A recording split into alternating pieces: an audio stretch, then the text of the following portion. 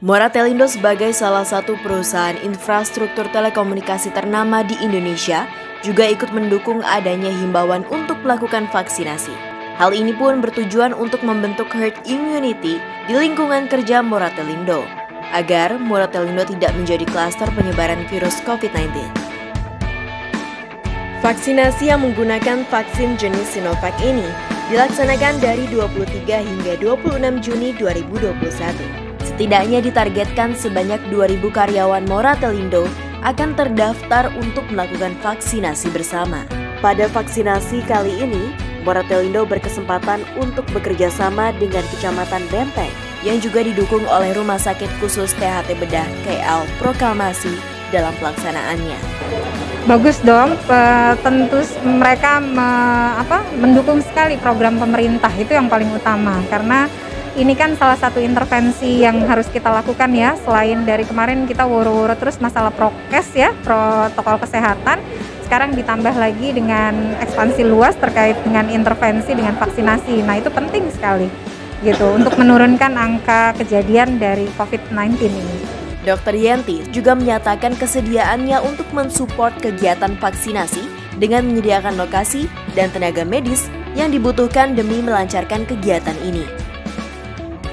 Berdasarkan pernyataan Yanda selaku Wakil Ketua Pelaksana Vaksinasi, terdapat perubahan informasi jenis vaksin yang akan digunakan.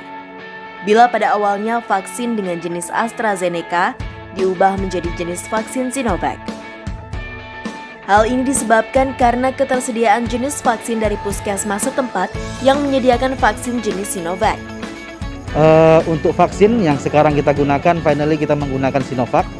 Yang tadinya rencananya menggunakan AstraZeneca, tapi di akhir diputuskan bahwa pakai Sinovac dari puskesmas. Farel selaku Ketua Pelaksana juga menambahkan bahwa adanya perubahan tersebut tidak akan mengurangi fungsi dari vaksin itu sendiri untuk membentuk herd immunity di lingkungan Moratelindo. Ya, memang sejak awal diwacanakan AstraZeneca, kemudian tadi pagi berubah menjadi Sinovac, tapi sama-sama bagus juga. Perubahan ini kita tetap harus fleksibel karena dari pemerintah punya target yang tinggi juga. Pergerakannya itu cepat sekali, bukan hanya di Moratel. Kalau kita perhatikan seminggu terakhir itu di mana-mana terjadi vaksinasi massal. Yang pasti dengan adanya vaksin ini kita berharap yang pertama tidak ada mindset menganggap bahwa saya dari vaksin saya kebal.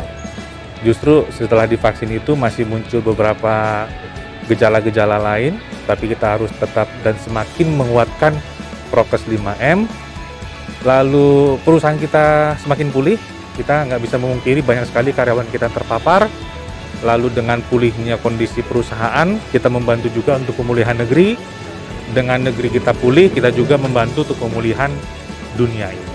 Harapannya kegiatan vaksinasi ini akan menjadi salah satu bentuk perwujudan komitmen Moratelindo untuk melindungi setiap anggotanya, juga mendukung pemerintah memberantas penularan COVID-19 di Indonesia. Proses vaksinasi pada akhirnya dapat berjalan lancar dan memenuhi prokes yang berlaku atas dukungan semua pihak yang terlibat.